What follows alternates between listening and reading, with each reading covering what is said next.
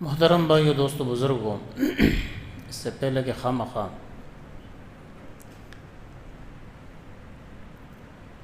پچھلے جمعے میں آپ حضرات کے سامنے نبی پاک صلی اللہ علیہ وسلم کا ایک جملہ، ایک قول، ایک حدیث شریف بیان کی،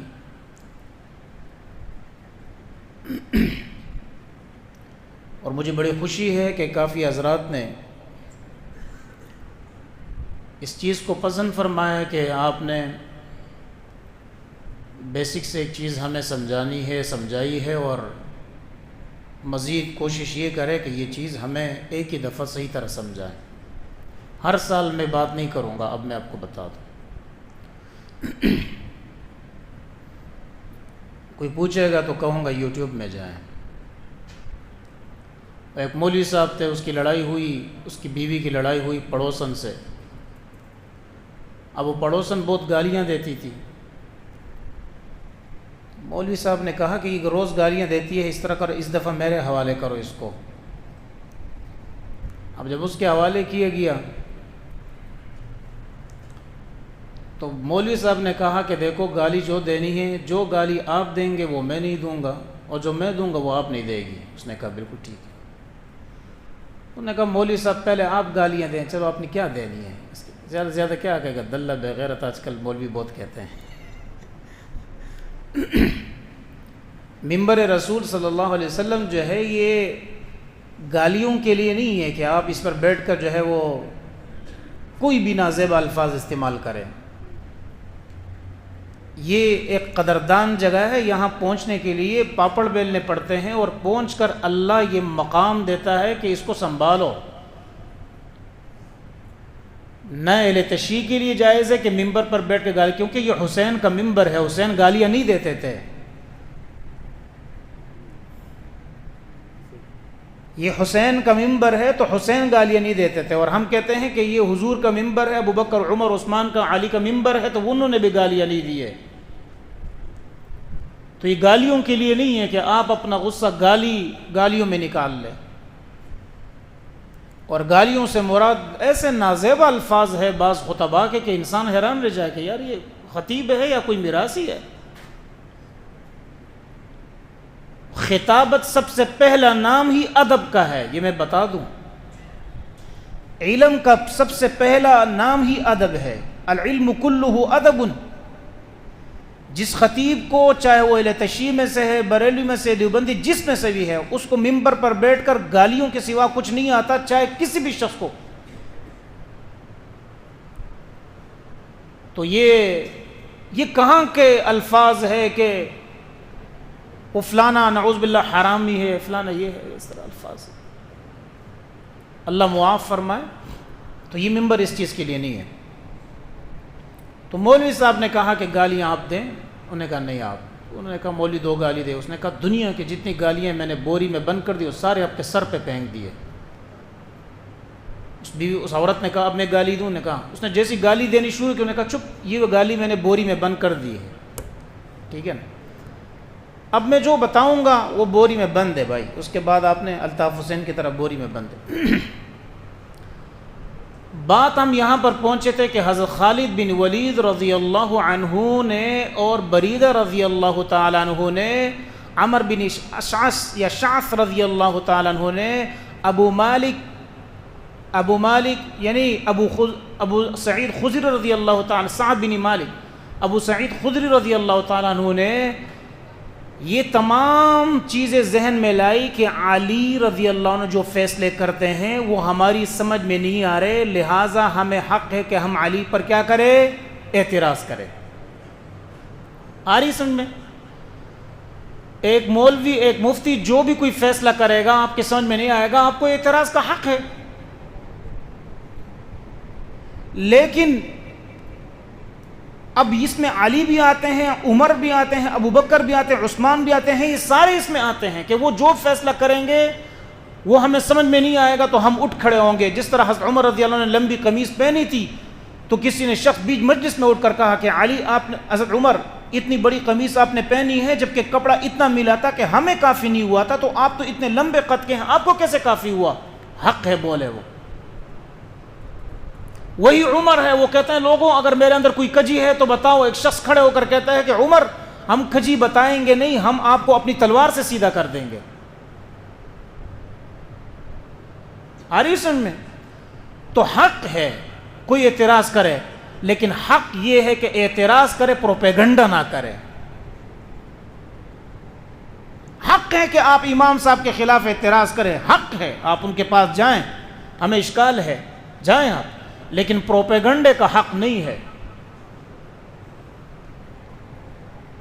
میرے ایک دوست کل کہہ رہے تھے کہ ایک جگہ پر میں نے کہا کہ مفتی صاحب نے BRV خرید لی ہے، پنجابی میں کہا BRV لیتے پتہ نہیں کیا الفاظ ہوتے پنجابی.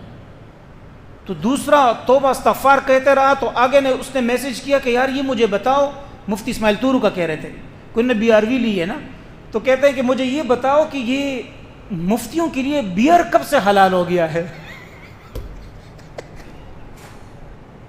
بیئر شراب نا، انہوں نے BRV کو بیئر سمجھ لیا کہ مفتی صاحب کے لیے یہ بیئر کب سے حلال، اس میں کوئی قسم ہوگی حلال کی؟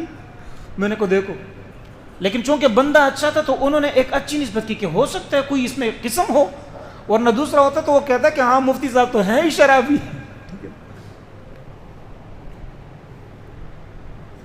اعتراض کا حق ہے، لیکن میں غدیر خم پر یہ ثابت کروں گا کہ حضور علیہ الصلوۃ والسلام نے ایک ایسا جملہ دیا ہے کہ دنیا میں کوئی بھی فیصلہ کرے تمہیں اعتراض کا حق ہے، لیکن علی اگر فیصلہ کرے کسی کو اعتراض کا حق نہیں ہے. یہ میں منصب دے رہا ہوں غدیر خم کے مقام پر جو کسی شیعہ نے بھی نہیں دیا، کسی سنی بھی نہیں دیا. میں کہتا ہوں، میں اپنی طرف سے کہہ رہا ہوں اور چیلنج کے ساتھ کہتا ہوں. کیوں کہہ رہا ہوں؟ میں ثابت کروں گا اس چیز کو کہ نبی علیہ الصلوۃ والسلام نے حضرت عثمان کے بارے میں کیا فرمایا. جب صحابہ سارے پریشان ہیں اور کسی کے پاس کچھ نہیں ہے، عثمان تنہم کا جو وہ قافلہ تھا وہ اتنا بڑا قافلہ کہ شام سے ایک اونٹ آ رہا ہے اور مدینے پر آ کر رک رہا ہے، 1000 اونٹوں کا قافلہ، 1000 بہترین اونٹ، سفر والے اونٹ، جس میں سے آج اگر ہم تقسیم کریں 7 لاکھ کا ایک اونٹ ہے، اس کو 1000 پہ ضرب دو، یہ صرف قافلہ ہے. اونٹ کی قیمت آپ بتائیں مجھے عثمان. لیکن حضور علیہ الصلوۃ والسلام کے سامنے جب انہوں نے سب کچھ رکھ دیا، اللہ کے راستے میں دے دیا، اور حضور علیہ السلام وہ سونا جواہرات کو یوں کر رہے تھے، آپ نے فرمایا عثمان آج کے بعد تم جو بھی کر لو اللہ کی طرف سے تمہیں اجازت مواخذہ نہیں ہوگا. یہ اجازت نہیں تھی، سنیں، یہ اجازت نہیں تھی، یہ منصب تھا. ارے سمجھ میں وسیم صاحب، یہ منصب تھا جو حضور عطا فرما رہا ہے. حضور علیہ الصلوۃ والسلام نے منصب دیا ہے، علی کو غدیر خم پر منصب دیا ہے، اس منصب کو سمجھیں. تو میں عرض یہ کر رہا تھا کہ حضور نے منصب عطا فرمایا. کیا ہوا؟ خالد بن ولید کا خط پہنچا اور وہاں کتنے اعتراضات تھے. انہوں نے باندی کیوں رکھی؟ سب ذہن میں رکھیں گے نا، باندی کیوں رکھی انہوں نے سواری اپنی اکیلے اٹھا کر حج کے لیے کیوں نکل گئے حضور کے پاس؟ انہوں نے جو ہے ہمیں کپڑا چینج کرنے کیوں نہیں دیے جو غنیمت میں آیا تھا؟ انہوں نے ہمیں اونٹ چینج کرنے کیوں نہیں دیے جو غنیمت میں آئے تھے؟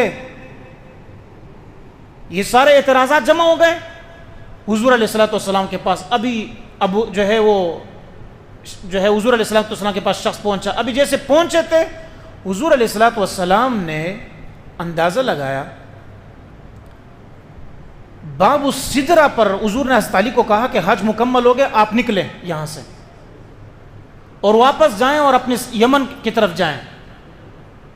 فیصلے جو حوالے کیے تھے نا، یمن کی طرف جائیں آپ. حضرت علی رضی اللہ عنہ یمن کی طرف روانہ ہوتے، باب السدرہ پر پہنچے ہیں تو باب السدرہ پر دیکھا کہ ابو رافع جو حضرت علی نے یمن میں مقرر کیا تھا کہ تم نے یہاں رہنا ہے اور اگر واپس آنا بھی ہے اونٹ کی تبدیلی نہ ہو، جو غنیمت کے اونٹ آئے ہوئے ہیں اس کو اپنے اونٹ کے ساتھ تبدیل نہ کریں، جو کپڑا آیا ہوا ہے اس کو چینج نہیں کرنا، وہ سیدھا حضور کے پاس آئے گا. انہوں نے کیا کیا؟ دیکھا تو اونٹ تبدیل ہو چکے ہیں، دیکھا تو کپڑا چینج ہو چکا ہے، سب غصے میں آ گئے اور ابو رافع کو کہا میں نے تمہیں منع نہیں کیا تھا، سب کو زبردستی اونٹوں سے اتارو ابھی اس ٹائم، میرا آرڈر ہے یہ. اور سب کے سب کہو کہ اپنے کپڑے واپس کر دے، جو تم نے غنیمت سے لے لیا واپس کرو سب۔ یہ بات ابو سعید خدری رضی اللہ عنہ فرماتے ہیں مجھے اتنی ناگوار گزری، یار یہ کیسے ہو سکتا ہے کہ ہمیں کوئی حق نہیں ہے بولنے کا؟ یہ کیسے فیصلے ہیں جو ہماری سمجھ میں نہیں آ رہے ہیں، جو علی فیصلہ کر رہے ہیں ہماری سمجھ میں نہیں، بس اندر سے۔ تو صحابہ کہتے ہیں یہ جو چند صحابہ تھے خالد بن ولید وغیرہ، یہ سارے ابھی پہنچ چکے ہیں، سارے حضور علیہ الصلوۃ والسلام کی مجلس میں ایک ایک آنے لگے۔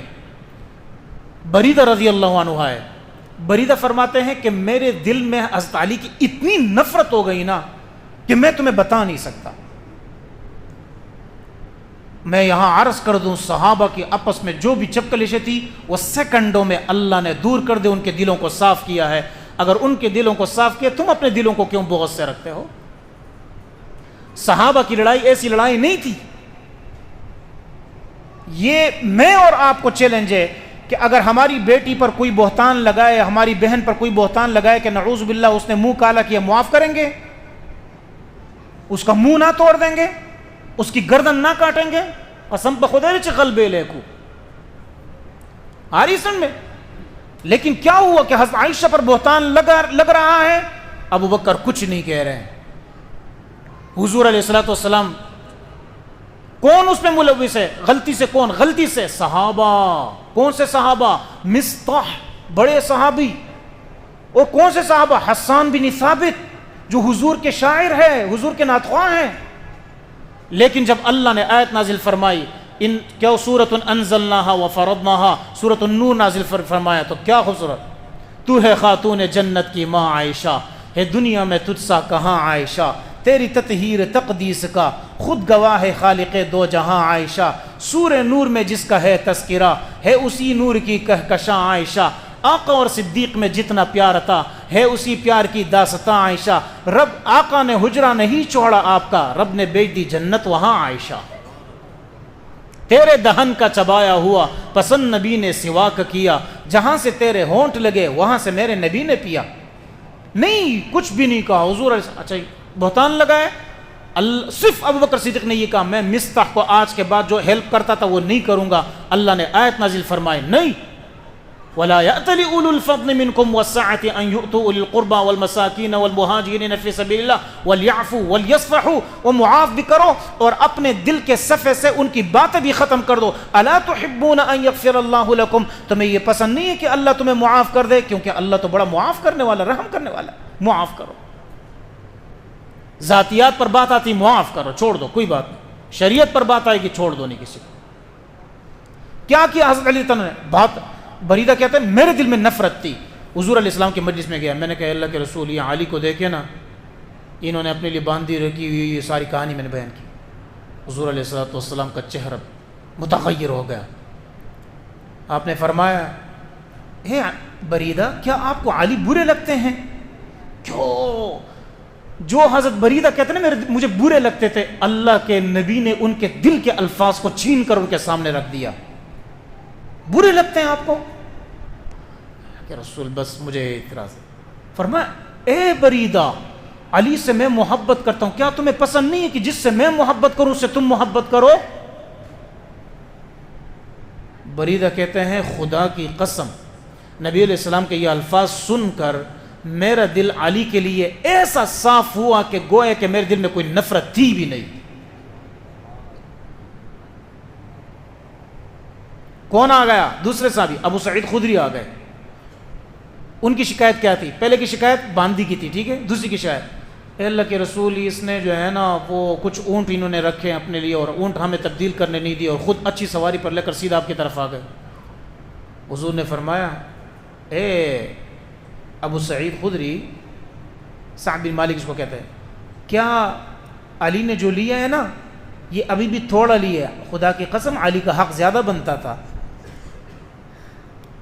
علی کا حق اس سے زیادہ بنتا تھا، علی نے توڑا لیا ہے۔ انہوں نے کہا اللہ کے رسول، آپ نے پھر ان کے ہاتھ پاؤں یہ ران پہ یوں ہاتھ مارا، یوں، اس کا مطلب ہے کہ کتنے قریب بیٹھے ہوں گے ابو سعید خدری، یوں مارا۔ ہاں ابو سعید تم حضرت علی رضی اللہ عنہ کے بارے میں اس طرح باتیں کرتے ہو؟ تمہیں پتہ نہیں ہے کہ یہ کون ہے؟ جب میں نے ان کو منتخب کیا پھر کسی کو کیا حق ہے کہ ان کے بارے میں بولیں؟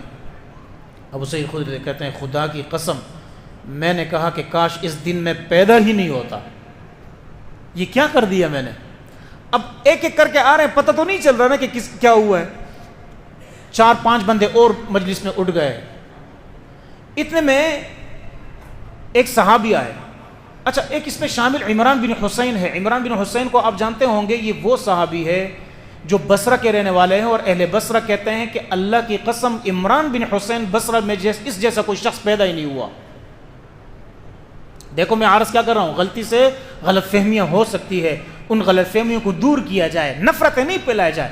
میری بہو نے تو یہ کیا تھا، وہ میری بہو نے تو فلانا کیا تھا، وہ میرے بھائی نے تو یہ کیا تھا۔ نفرتیں بیٹھیں آپس میں، بیٹھا کریں، نفرتوں کو ختم کرنے کی کوشش کریں۔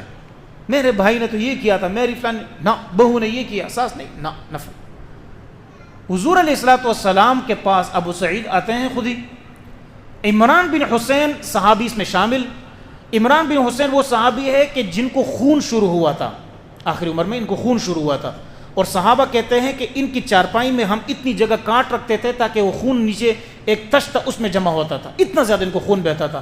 تو کسی نے، اب میں ان کی فضیلت بتاؤں، کسی نے ان کو کہا کہ آپ داغ لگوائیں، لوہا گرم کریں اور داغ لگوائیں۔ انہوں نے لگوایا، خون رک گیا، لیکن اس کے بعد ایک اور شخص آیا، اگلی دفعہ پھر ان کو خون ہوا تو ایک اور شخص ہے، انہوں نے کہا آپ داغ لگوائیں، تو کسی اور صحابی نے کہا داغ لوہے کا مت لگوائیں، حضور علیہ الصلوۃ والسلام نے لوہے کے گرم کر کے داغ لگوانے سے منع فرمایا ہے۔ کیا کہتے ہیں عمران بن حسین؟ اللہ اکبر، حضور علیہ الصلوۃ والسلام کی اس حدیث کا مجھے پتہ ہی نہیں تھا کہ یہ ہوا ہے، میں نے غلطی سے کیا، تب اب مجھے پتہ چلا۔ کیا پتہ چلا؟ فرماتے ہیں کہ جب میں بیمار تھا اور خون کی حالت تھی تو میں فرشتوں کو دیکھتا تھا، لائن میں کھڑے ہو کر میرے ساتھ مصافحہ کرتے تھے، فرشتے میرے ساتھ لائن میں کھڑے ہو کر مصافحہ کرتے تھے، لیکن جب میں نے یہ داغ لگوایا اس کے بعد فرشتوں کا آنا بند ہوا۔ اب دوبارہ جب خون شروع ہوا ہے تو پھر وہ فرشتے آنے لگے۔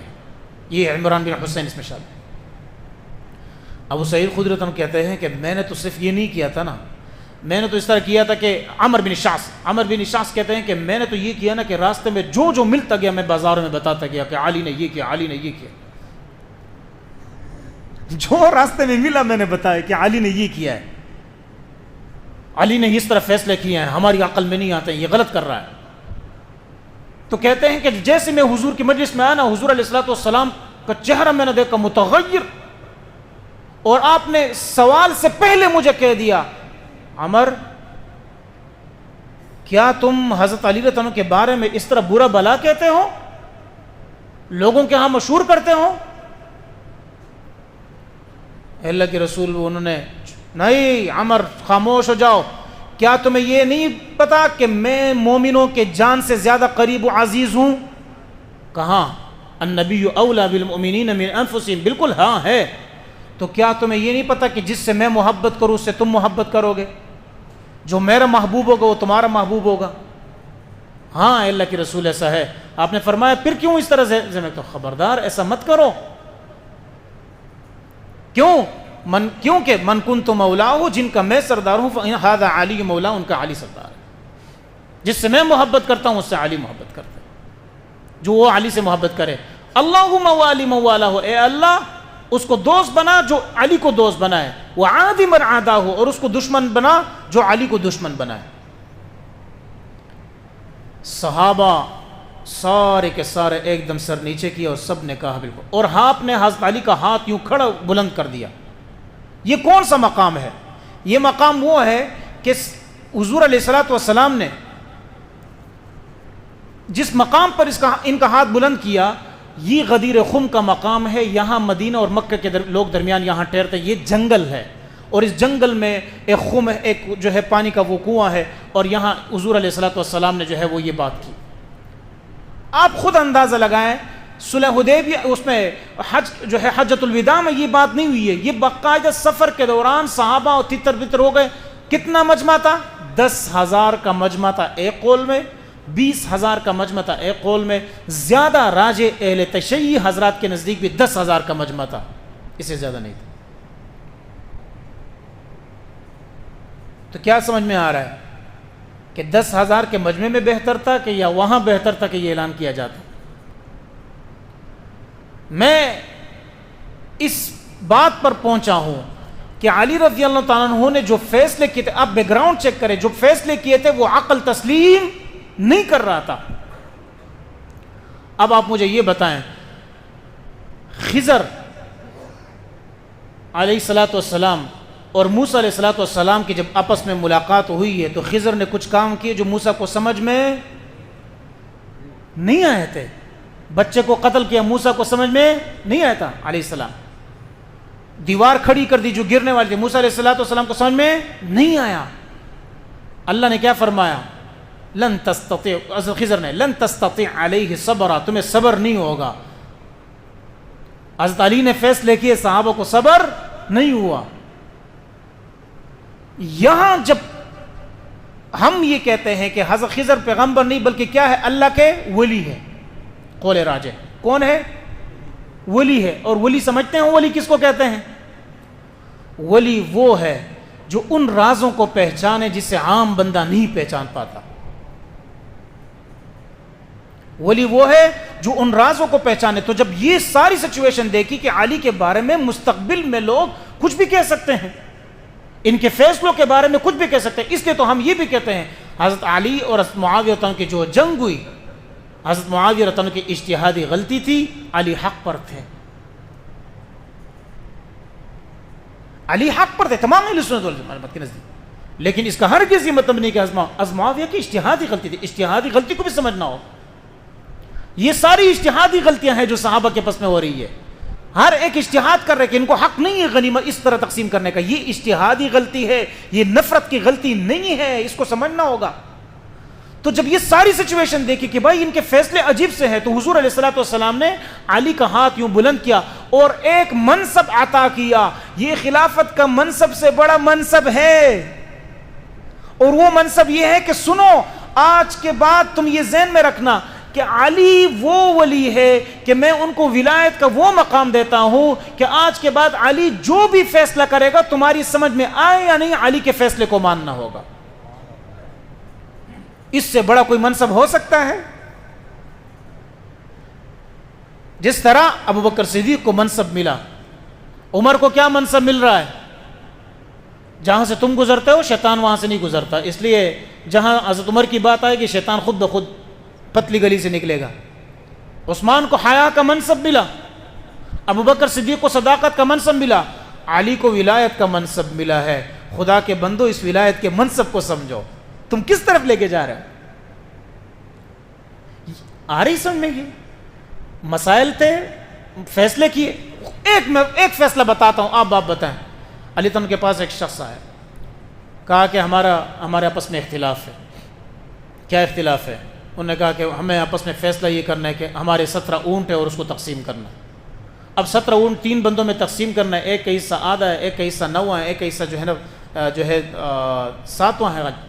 تو حضرت علی تعالیٰ نے جب فیصلہ کرنا چاہا تو 17 اونٹ ان میں تقسیم نہیں ہو رہے تھے، انہوں نے کہا اس کو بیچو، کہتے ہیں ہم بیچنا نہیں چاہتے۔ حضرت علی تعالیٰ نے یہ کہ ایک مال غنیمت کا ایک اونٹ لے کر آیا، ان میں شامل کے 18 ہو گئے، پھر ان کے اندر تقسیم کر گیا، آدھے والے کو جب آدھے دیے کہا کہ یہ تمہارا آدھا ہو گیا فلاں، اس میں سے پھر ایک اونٹ رہ گیا، واپس جا کر غنیمت میں جمع کیا۔ عقل یہ بات عجیب لگتی ہے کہ کس طرح ایک غنیمت کے مال کو لا کے آیا، مال تقسیم بھی کر لیے حصوں کے مطابق، ایک اونٹ واپس لے کر گئے، لمبا قصہ ہے۔ یہ فیصلے ذہن میں نہیں آتے ہیں، لیکن علی نے جب فیصلہ کیا تو سمجھنا چاہیے کہ جو فیصلہ علی کا ہے پھر علی کا ہے۔ اس لیے ہم کہتے ہیں کہ علی نے جب فیصلہ کیا، ابوبکر صدیق آپ ہی بیٹے اس منصب پر، میں اپنی کتاب سے پیش نہیں کروں گا، بلکہ میں آپ کے سامنے خود ہمارے اہل تشیع حضرات سے جو ہے ان کی کتاب سے پیش کروں گا۔ ان کی ایک کتاب ہے نمبر 1، وہ کیا نام ہے؟ تفسیر صافی، صفحہ نمبر 714۔ اس میں کیا لکھتے ہیں کہ حضرت علی عباس اہل بیت میں سے حضور علیہ الصلوۃ والسلام کی بیماری کے وقت چلے گئے اور عرض کیا، اے اللہ کے رسول، اگر آپ نے خلافت لکھنی ہے نا تو ابھی سے بنو ہاشم کے اس میں لکھ لیں، بعد میں کوئی مسئلہ نہ ہو۔ حضور علیہ الصلوۃ والسلام نے فرمایا نہیں، میں اس طرح نہیں لکھوں گا، اور یہ اللہ جو فیصلہ چاہے گا وہی ہوگا۔ میں نہیں کہہ رہا ہوں، تفسیر صافی میں کہہ رہے ہیں، کہتے ہیں یہ صحابہ روتے ہوئے واپس آئے، روتے خلافت کی وجہ سے نہیں آئے کہ خلافت نہیں ملی، اس وجہ سے کہ حضور بیمار تھے بہت سخت۔ دوسری بات حضور علیہ الصلوۃ والسلام کے بارے میں حضرت حفصہ رضی اللہ عنہا، غور سے سنیں، یہ میں اپنی کتاب کا حوالہ نہیں دے رہا ہوں، اس دلیل کو نوٹ کریں۔ از حفصہ رضی اللہ تعالیٰ کا واقعہ یاد ہے کہ حضور علیہ السلام کو شہد پلایا اور آپس میں انہوں نے کہا کہ یہ حضور نے کیا پیا ہے؟ مغافیر پیا، مغافیر کا شہد پیا، اس میں تو عجیب سی بو ہوتی ہے۔ حضور علیہ السلام نے کیا کہا کہ آج کے بعد میں شہد نہیں پیوں گا، حرام کیا۔ اللہ نے فرمایا لم تحل ما احل اللہ لک، آپ اس کو حرام کیسے کہہ سکتے ہیں جس کو اللہ نے حلال کیا ہے؟ یہ واقعہ یاد ہے نا سورۃ التحریم کا، لیکن اہل تشریع کے نزدیک اس طرح نہیں ہے، وہ اس طرح ہے۔ اس کا شان نزول یہ ہے۔ شان نزول کس کو کہتے ہیں؟ کسی بھی صورت کا بیک گراؤنڈ، وجہ کیا بنی، وہ کیا تھی؟ وہ کہتے ہیں کہ حضور علیہ الصلوۃ والسلام حضرت حفصہ کے پاس تشریف لائے۔ سنیں غور سے، حضرت حفصہ کے پاس تشریف لائے۔ حضرت حفصہ رضی اللہ عنہ کے پاس آئے تو حضرت حفصہ اپنے گھر میں نہیں تھی، حضرت حفصہ کی باری تھی، وہ کہیں باہر گئی تھی کسی کام سے۔ تو حضور علیہ الصلوۃ والسلام نے اپنی باندی جو وہاں تھی نا، ان کے ساتھ آپ صلی اللہ علیہ وسلم نے وقت گزارا۔ اور پھر جب حضرت حفصہ آئی تو انہوں نے کہا یہ کیا طریقہ ہے اللہ کے رسول، میری باری تھی، لاٹ تھا، میری باری تھی، آپ نے ان کو دے دی، باندی کو دے دی ایک باندی۔ تو حضور علیہ السلام نے ان کو خوش کرنے کے لیے کہا کہ میں قسم کھاتا ہوں آج کے بعد میں اس باندی سے کبھی نہیں ملوں گا۔ بیوی کو خوش کرنے کے لیے کرنا پڑتا ہے، ٹھیک ہے نا؟ یہ حشیوں کی کتابوں کے حوالے میں دے رہا ہوں، اپنے نہیں۔ پھر دوسری بات کیا کی؟ دوسری بات سنیں، کہا آپ صلی اللہ علیہ وسلم نے فرمایا کہ اے حفصہ کیا تو اس پہ راضی ہے؟ تجھے ایک بات بتاؤں، افضی سرن، میں ایک ایسا راز تجھے بتاؤں گا کہ آپ نے کسی کو نہیں بتانا، اگر آپ نے بتایا اللہ کی لعنت ہوگی تم پر۔ حضرت حفصہ نے پوری زندگی نہیں بتایا، باپ نے بتایا جب یہ سب کچھ ہوا۔ کیا راز ہے؟ وہ راز یہ ہے کہ میرے بعد تمہارے ابو بکر صدیق، میرے بعد ابو بکر صدیق خلیفہ ہوں گے اور ان کے بعد تمہارے بابا جان خلیفہ بنیں گے۔ آ رہی سمجھ میں جی؟ اپنی کتاب کا دے رہا ہوں؟ نہیں۔ کون سی کتاب کا دے رہا ہوں؟ میں کتاب دے رہا ہوں کہ صفا ایک کتاب ہے، اس کا نام ہے، میں کتاب کو نوٹ کرا دیتا ہوں،